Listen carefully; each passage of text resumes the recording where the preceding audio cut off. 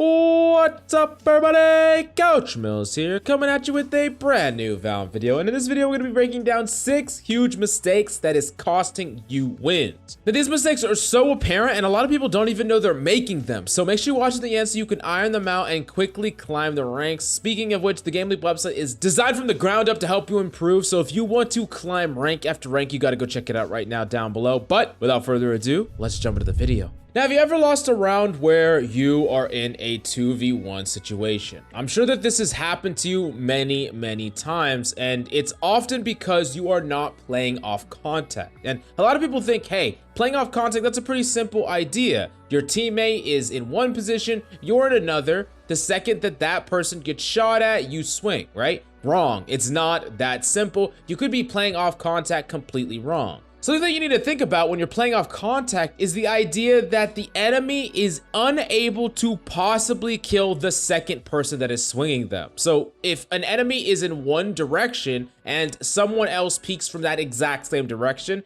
are they gonna have to move their crosshair in a crazy way in order to hit the second shot? No, just because you played off each other's contact doesn't mean it's actually that great, because the enemy could just kill one person and then he's looking in the same direction that the other person is swinging from. It's really easy. However, imagine playing off each other's contact where one person is actually going to be behind the enemy when that person swings out. So the enemy swings out, contacts the person that's hiding in one location, and at some point behind him, that's when the second person swings out on his teammate's contact. So the only possible way that that individual person could have killed both of them is by killing the first person and then hitting a crazy, ridiculous flick on the secondary person. This is what you're trying to do every single time when you're playing off contact, and if you do this correctly, it is actually very difficult to ever lose in a 2v1, especially when the enemy's position is known and they're low on utility, so they can't possibly clear multiple angles.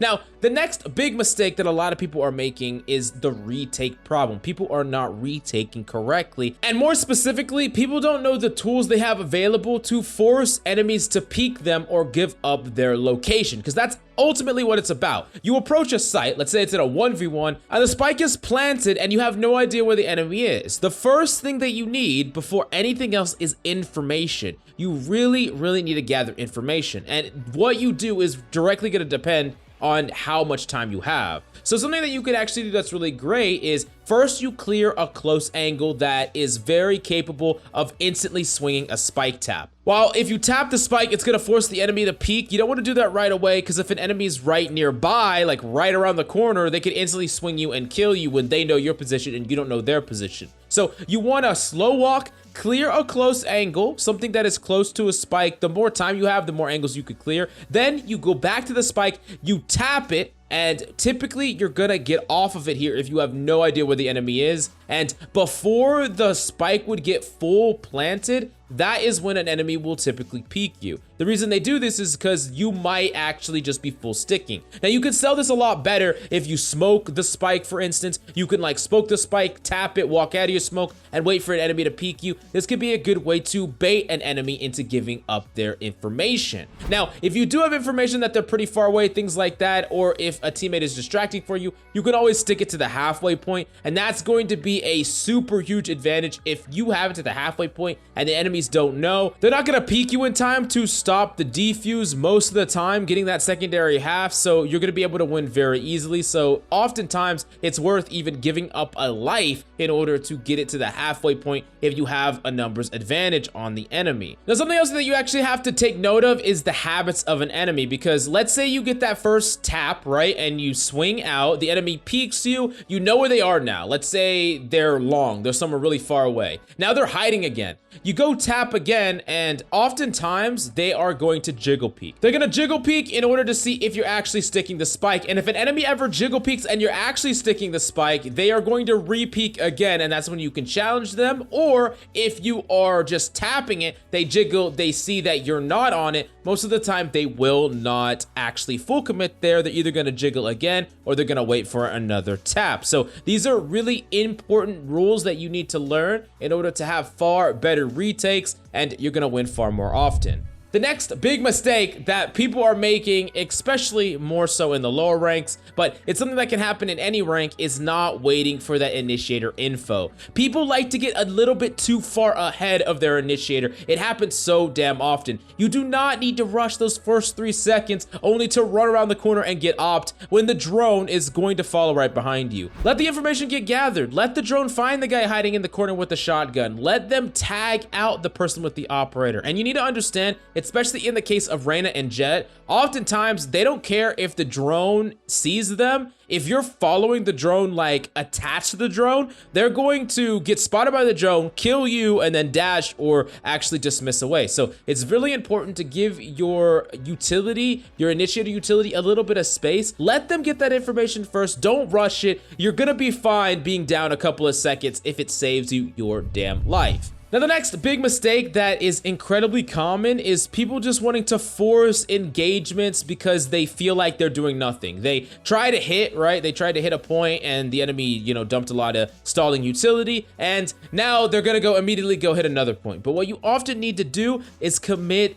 off of your abilities and commit with your abilities. Now, the first example that you need to understand is, like, let's say you have a Brimstone on your team. First off, unless you're full committing, the Brimstone shouldn't full commit all of his abilities, but if he does, it's important that you try your best to commit to that engagement. If you're just going to double smoke off or use even all the smokes and, you know, not even try to engage, not even try to commit to that point, oftentimes you're gonna have to rotate off or re-hit without smokes, which is gonna be very, very difficult. Most of the time, if you've already invested a lot into trying to take a point, unless the enemy also responds in kind with something like an ultimate, just commit to said point. So as an example, let's say you're trying to take a point and your Brimstone pops all of his smokes and then you get slowed off at the choke. As a Jet player, you can say, hey, I'm gonna engage this anyways, I'm gonna dash in. We've already committed so many smokes. If we rotate off against the enemies that have ops, it's gonna be so damn difficult. So I'm going to try to full commit here, even though it's not perfectly optimal. That's a perfect example. Another thing that you need to be thinking about is how you can engage based on abilities that have cooldowns. So let's say you try to engage on a point, you engage using your utility, your Sova, Recon Dart, and things don't work out. They use a lot of stalling utility. You can rotate off and either rotate back or go to a different point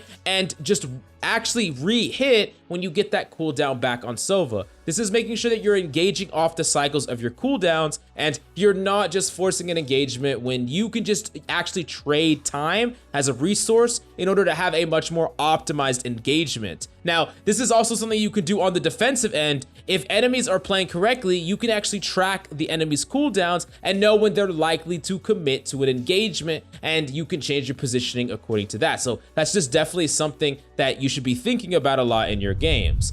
The next big mistake that a lot of people are making is this lazy peek. The half peek is something that is so damn easy to do, but it's going to get you killed time and time again, where you're not completely full peeking these corners. And I know it's scary. You don't necessarily know if there's an enemy in a lot of other locations on the point, but you have to full clear these corners, especially if you don't have the utility to clear them. If you're not going to full clear a corner, don't even clear it at all. There's no point, because you're gonna see an enemy, you're already gonna be like slightly looking away, you're gonna try to look back, you're gonna die. It's gonna be very, very frustrating. Now, in addition to this, a lot of times players will submit themselves to extra angles for no purpose. They're like, hey, maybe an enemy is mid, let me just like walk through and peek it. Oh, there's no one mid. I'm not gonna actually hold these angles as if there's an enemy actually there. And what do you know? There is an enemy there. They get swung, they die, right? It's incredibly important that if you are crossing through an area where there's a chance that an enemy could be holding that area, that you are not just being very lazy with how you're peeking these angles. Hold your crosshair placement correctly as you're crossing. Cross in a way that gives away the information that you want to give away. Run when you can, walk when you don't need to give up information, and then get through that angle safely, because it's like better safe than sorry. Sure, an enemy might not be there, but there is very little cost to actually just being disciplined with these types of things. Now, the last big mistake that a lot of people are making that is getting them flashed a lot is they are not playing or being ready for certain types of things when they are in different areas, different positions.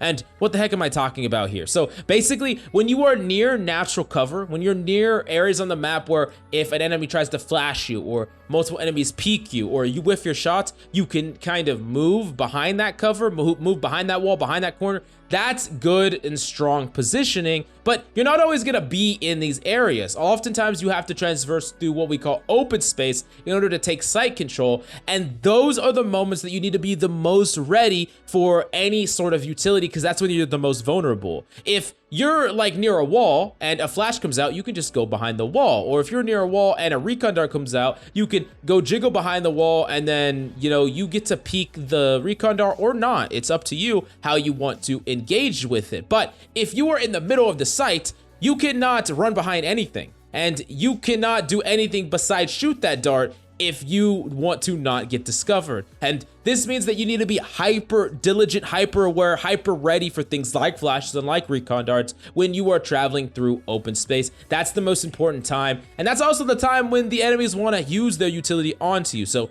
definitely, if you try to do this more, you're gonna have a lot more success with 180 on flashes and just being ready, having an extra air of cautiousness when you are giving up that good position to try to take space. But if you have any more questions, definitely let me know down below, and go to the GameLeap website if you want in-depth VOD reviews that is gonna show you step by step a lot of the big mistakes that players are making over and over again that can help you just dominate if you get rid of them. But thank you so much for coming by. I hope you enjoyed this video. I love your faces, and I'll see you next time.